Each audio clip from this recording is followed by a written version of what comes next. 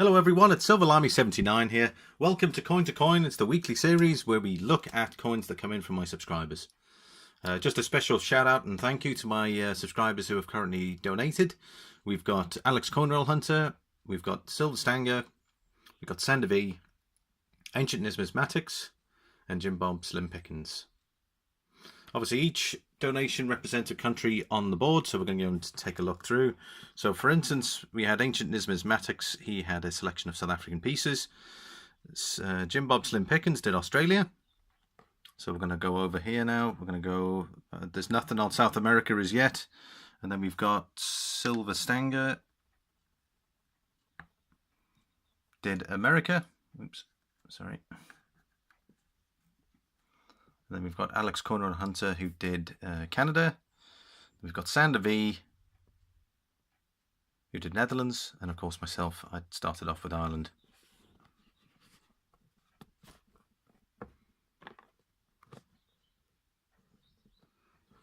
Right, so the next donation. Let's get the angle right. Go, everybody's in. Right, so the next donations come from this man here, Andre G.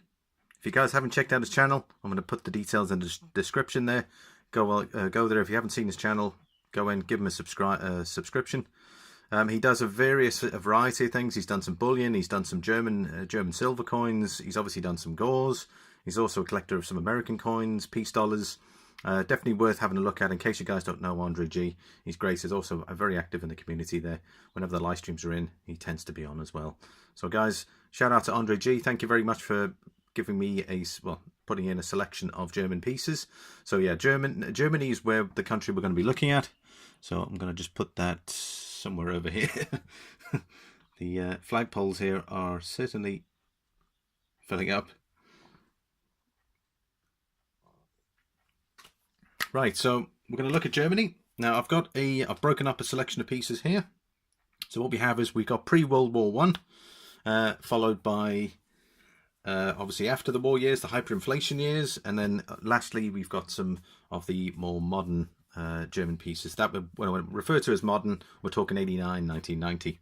So we're going to start off with a couple of these pieces here. This is, let's see if we can get some light on that. There we go. This is a one Deutsche Pfennig from 1911. This would have been copper, and it would have had the insignia of the German Empire. So Germany at that particular point was led by Kaiser Wilhelm II, who was leader of Germany. One of the royal families, actually linked to Queen Victoria as well. Queen Victoria's nephew. Majority of the monarchs in Europe were related in somehow to Victoria, because even Tsar Nicholas II of Russia was a cousin to Queen Victoria. What we have here is a 2 Pfennig. This is a 1907. So again, copper as well. It says Deutsche Reich Pfennig, 2 Pfennig. Sorry.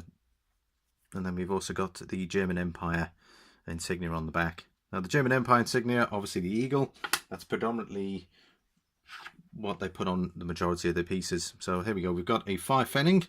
This is dated 1911. This would have been a nickel piece. So we've got Deutsche Reich Pfennig 1911, and then of course we have the German eagle on the back. When we go to 1908, this is a 10 Pfennig. This is a 10 Pfennig piece. So again, this would have been a nickel.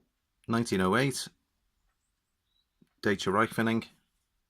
And of course we have this beautiful German eagle on the back. Very nice indeed.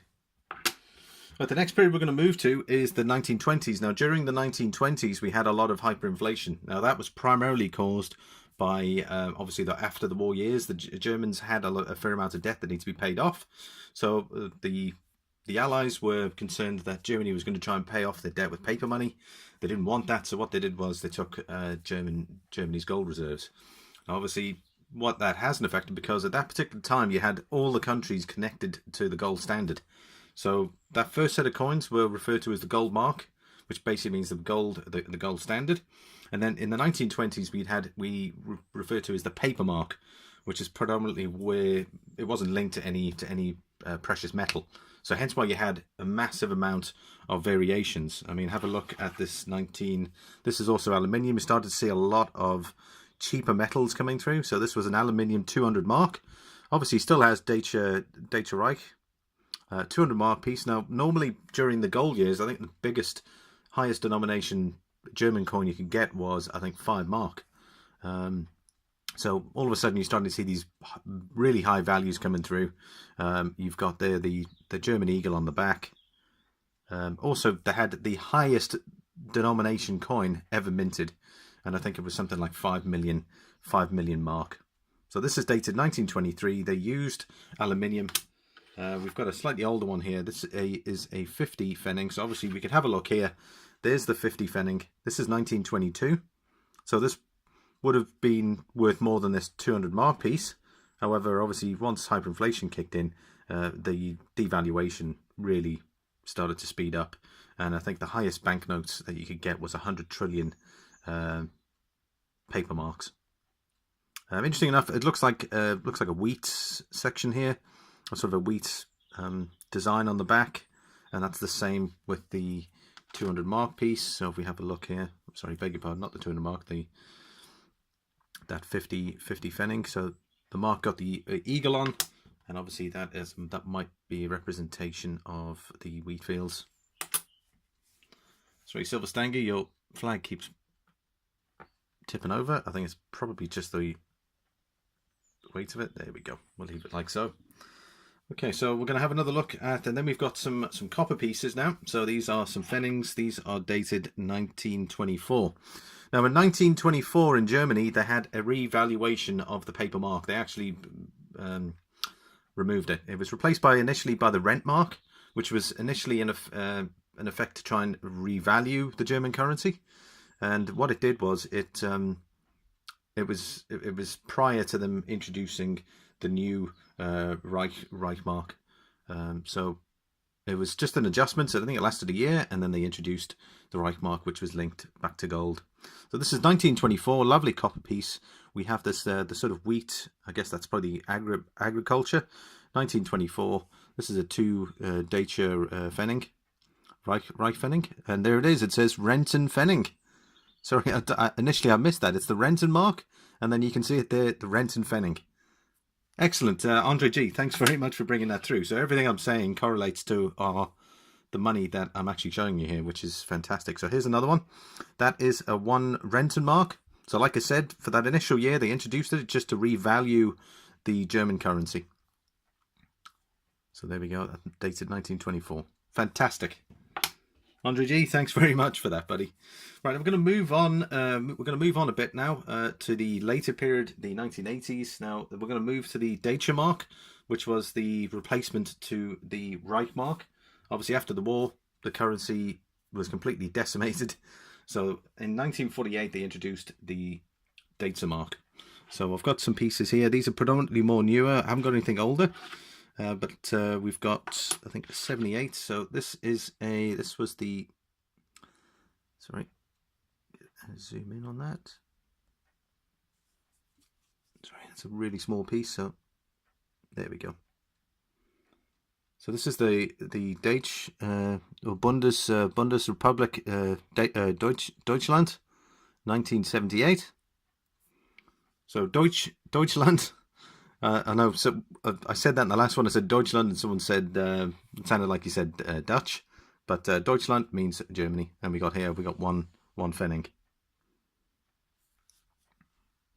Since the inception of the Deutsche Mark, it's been pretty much a stable currency up until the replacement of the euro, up until its replaced by the euro. This is a 2 Pfennig, so this is dated 1988. This would have been copper plated steel, so steel core with copper plate, 2 Pfennig. We've got a 1991 piece. This is a 10 Pfennig. This is brass plated steel, same design. 1991.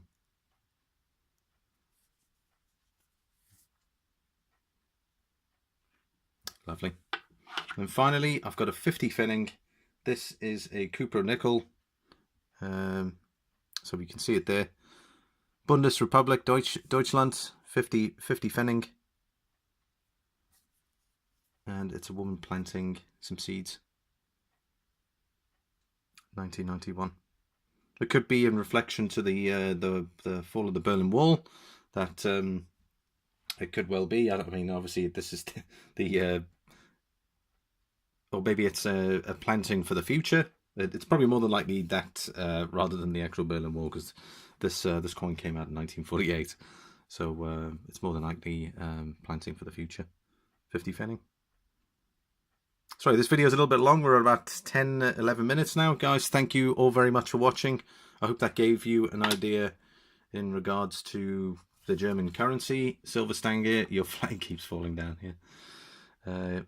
So again, just a shout out to all my guys here, Andre G for the German coins. Thank you very much. I hope I presented them well. Please hit the like button, subscribe, put your comment down below. I'd certainly appreciate that. I hope you guys have a fantastic day wherever you are. Don't forget to hit the subscribe button here on the left, and I've included a few other videos. Thanks very much for watching, and I will see you on the next video.